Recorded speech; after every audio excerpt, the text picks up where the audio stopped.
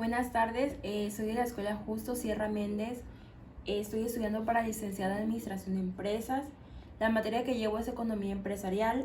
Mi docente es Eva Herrera y mi nombre es Jessica Estefanía Moreno Ravelo. El tema que vengo a exponer ahorita es el tema 2, se llama Problema Económico. Dice que algunos de los actuales problemas económicos de México son la inflación, la corrupción y los cárteles de droga, la dependencia de Estados Unidos y las tensiones sociopolíticas con los países fronterizos. El sistema económico de México se fundamenta principalmente en libre mercado en materia de exportaciones.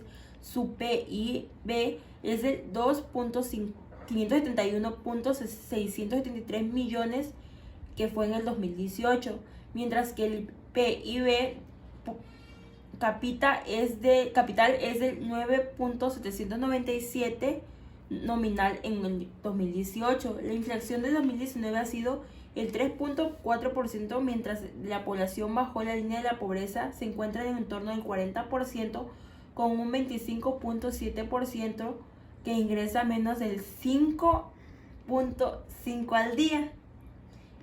México es famoso por ser un gigante de la manufacturación de bienes de consumo.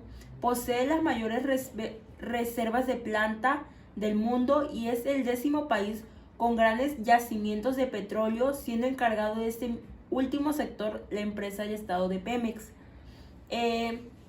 Sin embargo, como todo país, tiene una serie de dificultades que afectan la economía. Estas escadecen inseguridades generales en la población, pero es el sector corporativo y privado donde la preocupación disminuye la confianza en buenas proyecciones. Algunos de los problemas que México presenta en materia económica es la dependencia de Estados Unidos. El principal socio comercial de México es su vecino inmediato al norte. Más del 80% de toda la producción nacional es exportada hacia Estados Unidos, seguido de las exportaciones a Canadá, que es de un 3%, y las de China un 1%. A pesar que los costos de intercambio están regulados por el Tratado de Libre Comercio de América del Norte, mejor conocido por sus siglas en inglés NAFTA, las relaciones bilaterales se han considerado desiguales y asimétricas a lo largo de los últimos 150 años.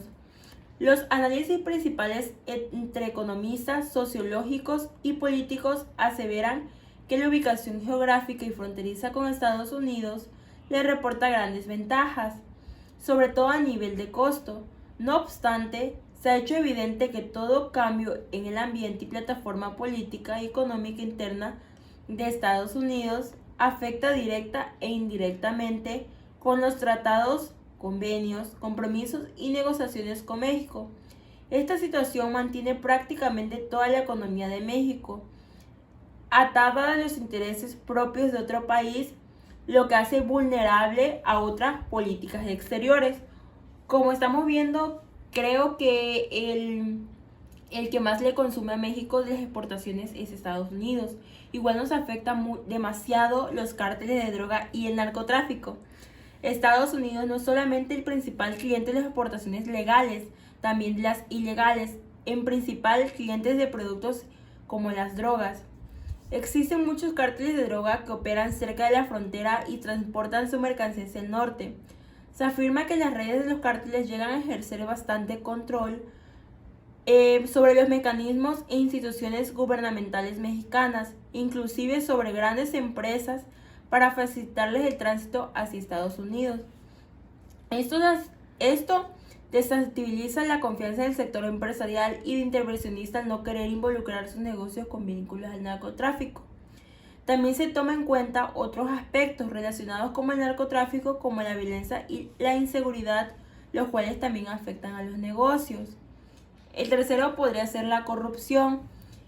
El gobierno de México es descrito a veces como institucionalmente limitado, inhabilitado o desinteresado en tomar en serio la guerra para acabar con los cárteles de droga. A pesar de estar trabajando en conjunto a Estados Unidos en esta campaña, muchos le atribuyen a vínculos directos con los mismos cárteles en niveles diferentes.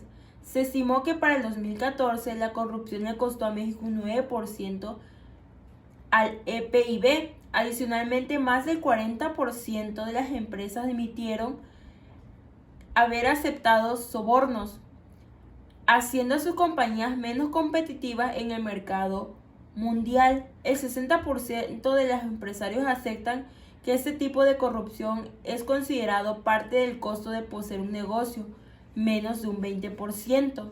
De los casos de corrupción que llegan al sistema judicial resulta en algún veredicto de culpabilidad. También puede ser la brecha socioeconómica.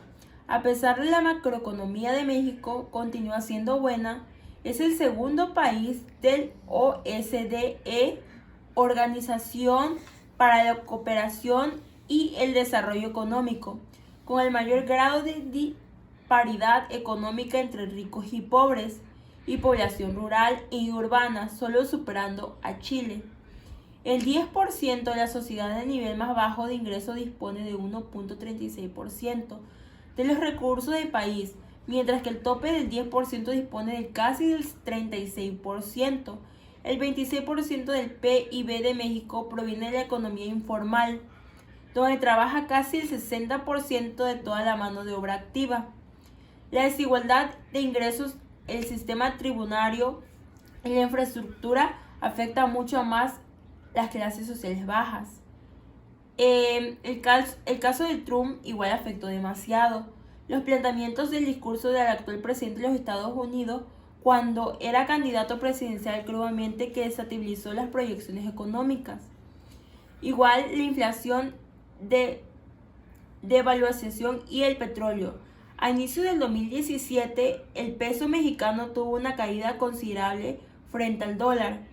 El precio de la gasolina se incrementó en un 20% y la popularidad del presidente Enrique Peña Nieto bajó unos 25 puntos. Varias protestas se alzaron en Ciudad de México, Guadalajara y en zona frontera, exigiendo respuesta ante la situación y denunciando billones de dólares que se han escapado en conocidos escándalos de corrupción. Esta situación se cree en otra consecuencia del caso de Trump. Sobre el tema de problema económico, un punto es las posibilidades de producción y costo de oportunidad. Los costes de oportunidad se aplican en la asignación de recursos en la producción, en economía. La frontera de posibilidades de producción hace referencia a la asignación de los recursos disponibles para producir bienes y servicios de la manera más eficiente posible. Costes explícitos. Los costes explícitos son costes de oportunidad cuando se realizan pagos directos por gastos, tales como salarios de los empleados, gastos al alquiler y servicios públicos, costes de materiales. Por ejemplo, si una empresa tiene un gasto de alquiler de 2.000 euros, se trata de un coste de oportunidad de 2.000 euros, que podría haberse gastado en otros aspectos de las operaciones comerciales. Los costes explícitos son costes de oportunidad cuando se usa un activo en lugar de venderlo o alquilarlo a otra persona. Esos costes de oportunidad existen sin ningún pago real. Costes de oportunidad para el consumo. En este caso, los costes de oportunidad se aplican a la asignación de recursos del consumo. Si decidimos gastar dinero en una compra, renunciamos a la oportunidad de gastar ese dinero en otras compras. Por ejemplo, un propietario decide usar su habitación de invitados sobre el garaje para crear una oficina en casa. El coste de oportunidad de la decisión del propietario es la pérdida de ese espacio de alojamiento para invitados familiares o amigos.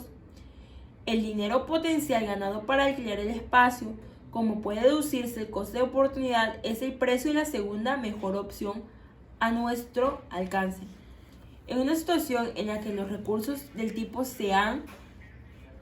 son limitados, desde la Avalan apoyamos a nuestros clientes autónomos y pymes desde el punto de vista financiero y también les ayudamos a estimar la conveniencia de cada inversión con relaciones a los demás a partir de nuestra perspectiva experta. Conceptos de economía. en un minuto. El problema económico. El problema económico se refiere a cómo la sociedad debe decidir cómo utilizar sus recursos limitados de manera más efectiva para satisfacer las necesidades y deseos ilimitados de la población. En otras palabras, se trata de cómo asegurar que la producción, distribución y consumo de bienes y servicios se realice de manera eficiente. Hay 3 preguntas básicas que los economistas han estudiado por mucho tiempo y que conforman el núcleo del problema económico. ¿Qué producir? ¿Cómo producir? ¿Y para quién producir? La respuesta a estas preguntas es diferente en cada país y en cada momento histórico, y puede variar dependiendo de los recursos disponibles, la tecnología, las preferencias de los consumidores y el tipo de sistema económico que exista. El sistema económico más común en el mundo es el sistema de mercado, que es un sistema en el cual la oferta y la demanda se determinan por el precio. En un mercado libre, los precios suben cuando la demanda es mayor que la oferta, lo que estimula a los productores a producir más. Si la oferta es mayor que la demanda, los precios bajan, lo que incentiva a los productores a reducir la producción. El problema económico es relevante en todas las sociedades, ya que afecta todos los aspectos de la vida cotidiana, desde la producción de bienes hasta la distribución de la riqueza. Es un desafío constante para los economistas, políticos y líderes empresariales que trabajan para encontrar soluciones que mejoren la eficiencia y la equidad en la asignación de recursos. En resumen, el problema económico se refiere a la necesidad de tomar decisiones sobre cómo utilizar los recursos limitados para satisfacer las necesidades y deseos ilimitados de la población. Este tema es el tema 3, oferta y demanda. La ley de la oferta y demanda es un modelo económico básico postulado para la formación de precios de mercado de los bienes nacido de la escuela neoclásica, usando para explicar una gran variedad de fenómenos y procesos tanto macro como microeconómicos. Aquí hay unos ejemplos en fotos.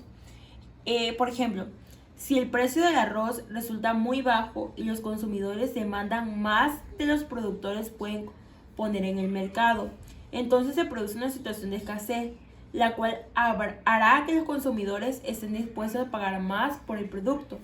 Es consecuencia, los productores de arroz subirán los precios hasta que ese nivel se alcance, en el cual los consumidores no estén dispuestos a comprar más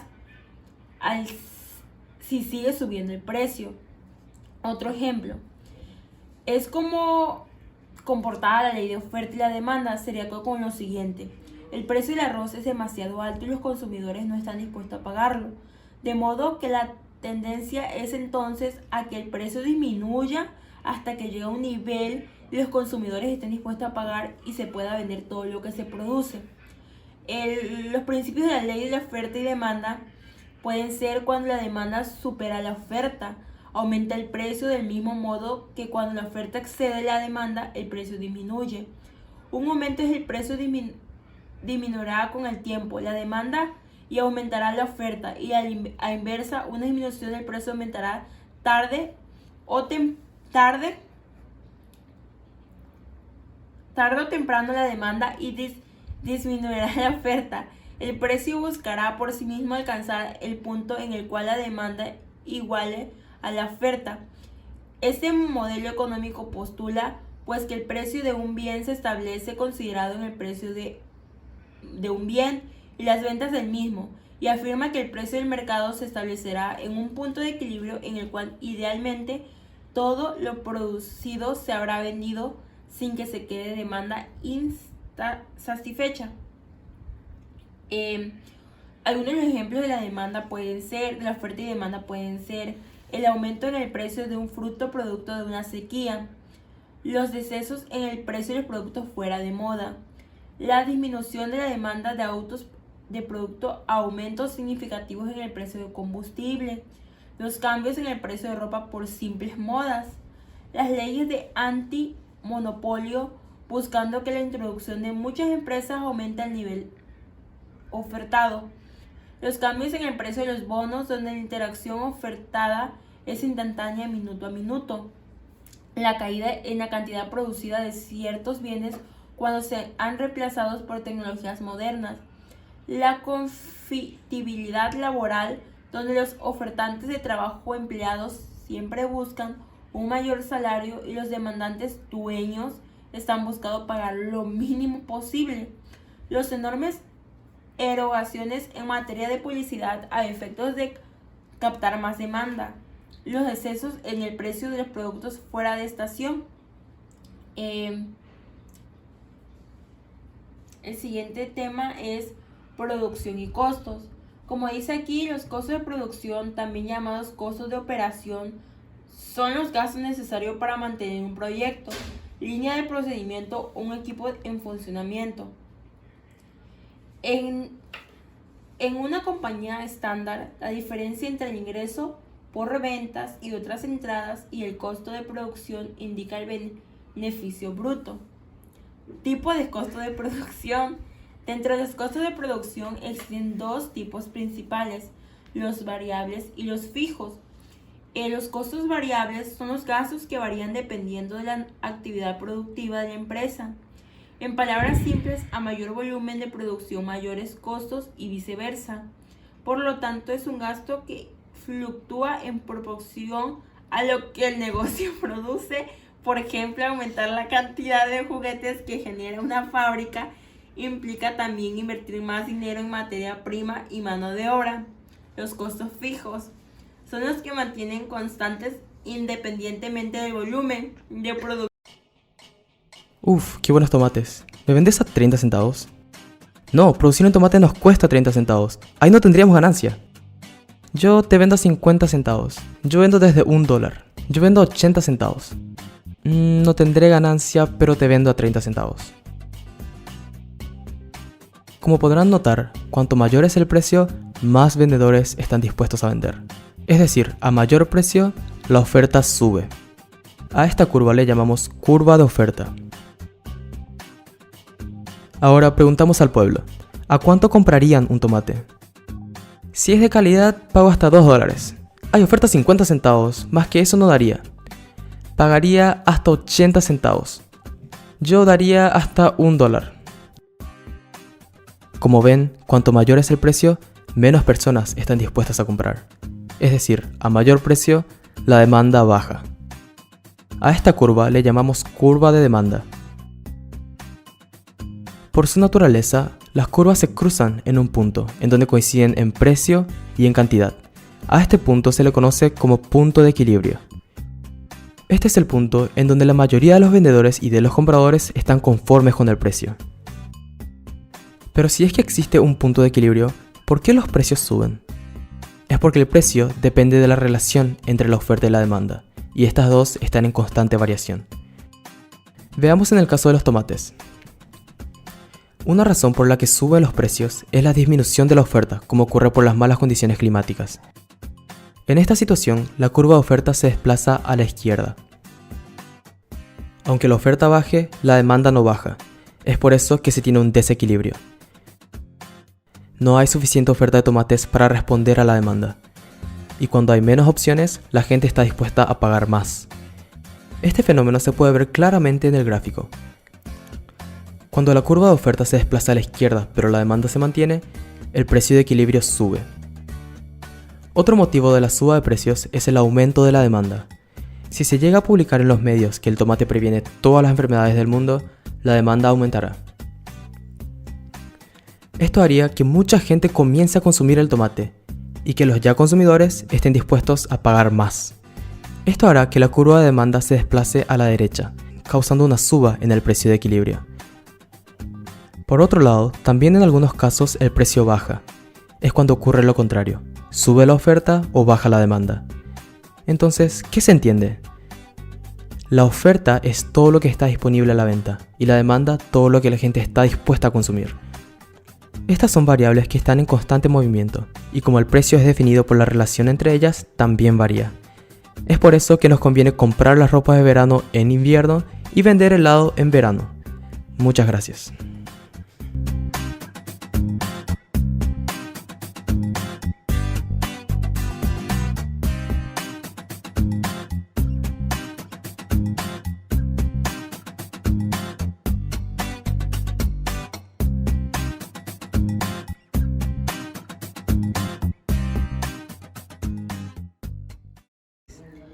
Los costos fijos son los que se mantienen constantes independientemente del volumen de producción de la empresa. Esto es que representa un gasto invariable sin importar la actividad productiva de una organización. Por ejemplo, el salario de los trabajadores, el alquiler de un local y el pago de servicios básicos, energía eléctrica y agua. Ejemplo de costo de producción. Pongamos el ejemplo de una fábrica de tornillos en la que cada día produce miles de tornillos de acero. Esta actividad requiere materia prima, o sea, de acero, mano de obra, operadores de maquinarias y equipos, transportistas, empacadores y jefe de calidad. Cargos indirectos: mantenimiento de equipo de hornos, punteadoras, rodillos de alta presión y máquinas de moldeado del acero. Arrendamiento del local, contratación de electricidad industrial, pago de transporte, empaque y etiquetas del producto. Empezar a hablar de costos de producción. Para empezar a hablar de costos, es importante saber qué es un costo. Un costo es todo aquello que te va a generar un ingreso, es decir, que te representará una inversión, ya sea presente o futura. Un costo no es sinónimo de gasto, como a veces se cree, porque el gasto es algo que no vamos a recuperar. El gasto es aquel que disminuye nuestra utilidad y hasta puede generar pérdidas. Generalmente, en una industria se tienen que procesar la materia prima y transformarla en nuevos productos, es decir, que el industrial no vende el artículo idéntico a como lo adquiere, y de aquí sale el costo de producción, que no es solo el precio de compra, sino el precio de compra más los gastos de fabricación. En el costo de producción entran 3 elementos: materia prima o materiales directos. Es aquel que forma parte del producto, como por ejemplo en un calzado, la suela que lo compone, y que son necesarios para su elaboración. Los materiales indirectos son aquellos que no constituyen parte del producto para su funcionamiento, tales como bolsas y cajas que se emplean para darle presentación al empaque. Mano de obra. Se divide en mano de obra directa e indirecta. La mano de obra directa es aquella que realiza el trabajo físico. Además, participa activamente en la elaboración del producto. La mano de obra indirecta está constituida por supervisores, vigilantes, secretarias, asistentes administrativos, personal de mantenimiento. Otros gastos de fabricación pueden ser útiles de aseo, papelería de oficina, combustible, alquileres, impuestos. El costo unitario de producción es el valor de un artículo en particular. Gastos de venta son aquellos que se utilizan para impulsar las ventas de la empresa y se encuentran conformados por publicidad, propaganda, salarios y comisiones a vendedores. Gastos de administración. Estos gastos están compuestos por las erogaciones para la administración de la empresa, como son los salarios del personal administrativo, pagos de alquiler, luz, teléfono, gastos de aseo, papelería, artículos de escritorio. Gasto financiero. Se refiere a las operaciones llevadas a cabo con el fin de estimular las actividades de la empresa. El tema 3 es el monopolio. Como dice, un monopolio se trata de una situación de privilegio legal en el cual existe un productor o agente económico que posee un gran poder del mercado y es el único en una industria, cada que posee un producto, bien, recurso, servicio determinado y diferenciado. En México existen algunos monopolios o oligopolios que tienen una posición dominante en diferentes sectores de la economía. Algunos de los más grandes son Petróleo Mexicano, que pues en este caso es Pemex, es la compañía estatal de petróleo de México y es el principal monopolio en el sector energético del país. También Teléfonos de México, o sea Telmex, es una de las mayores compañías de telecomunicaciones de México y es el principal monopolio en el sector de las telecomunicaciones. Grupo Modelo es la compañía líder en la fabricación y distribución de cervezas en México y es oligopolio. Grupo Modelo es la compañía líder en la fabricación y distribución de cervezas en México y es un oligopolio en el sector de la cervecería. Grupo Aeroportuario del Pacífico es la compañía que controla la mayoría de los aeropuertos de la costa del Pacífico en México y el oligopolio en el sector aeropuertario. Grupo Televisa Azteca es una de las grandes empresas de televisión en México y es un oligopolio en el sector de la televisión.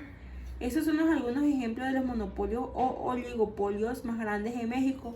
Es importante señalar que la presencia de estos monopolios puede tener un impacto significativo en la economía del país y en la vida de los consumidores, por lo que es importante vigilar su comportamiento y garantizar la competencia en el mercado. Pues sería todo de mi parte y le agradezco por su atención y ya, gracias. Francisco Chipata. ¿Qué es un monopolio? Del término griego monos, uno, y polein, vender. La palabra monopolio hace referencia a una determinada situación de mercado. En ella, un productor o vendedor es el único que explota un bien o un servicio, lo que confiere un gran poder y le brinda una posición de privilegio. Las características de un monopolio son: 1. La única empresa productora y vendedora del producto, servicio. La demanda es sumamente amplia, es decir, que hay muchos compradores para aquel producto. Ejemplos de monopolios: empresas de energía eléctrica, empresas de agua y desagüe, empresas de servicio de gas, etc. Característica número 2. No existe bienes o servicios sustitutos. Los productos sustitutos son aquellos bienes que pueden ser consumidos en lugar de otros. Su característica principal es que tiene una demanda relacionada entre sí, es decir, que el consumidor sabe que puede sustituir uno por otro cuando lo crea oportuno. Ejemplo de productos sustitutos: productos farmacéuticos genéricos versus los que tienen una marca, margarina y mantequilla, Coca-Cola y Pepsi. Característica 3. Muy rígidas barreras de entrada al mercado. El bloqueo de eventuales competidores puede darse por parte del monopolista a través de la competencia desleal, por ejemplo, fijando precios tan bajos que le impidan a la competencia surgir, o cuando alcanza una economía de escala. La economía de escala es el poder que tiene una empresa cuando alcanza un ritmo óptimo de producción para ir produciendo más a menor coste. Y característica 4. El monopolista tiene poder para fijar el precio, cantidad y calidad. Fijar el precio. El monopolista determina el precio del producto o servicio único ofrecido, vendiendo solo aquello que el mercado pueda absorber, es decir, lo que la gente requiere. Fijar la producción. El monopolista, por el contrario, fija la cantidad de bienes ofrecidos, pero renuncia a fijar el precio, que será fijado por la ley de la oferta y la demanda. Al no tener una competencia posible, la empresa o la persona pueden definir libremente sus condiciones comerciales y, por ejemplo, descuidan la calidad del producto o servicio ofrecido, ya que los consumidores no tienen ninguna otra opción. Consecuencias del monopolio. El monopolio suele acarrear un empobrecimiento del mercado y un debilitamiento en el sector de la economía. La falta de competencia genuina puede generar una falta de innovación o mejora de los servicios brindados por parte de las empresas. En estos modelos, el productor posee todo el control y muy poco riesgo. El consumidor termina perdiendo porque la falta de competencia o la competencia desleal ocasionan una suba de los precios y una disminución en la producción. En la actualidad, muchos países tienen distintas leyes antimonopolios y leyes de protección al consumidor, pero también hay que tener en cuenta que no todos los monopolios son malos e ilegales.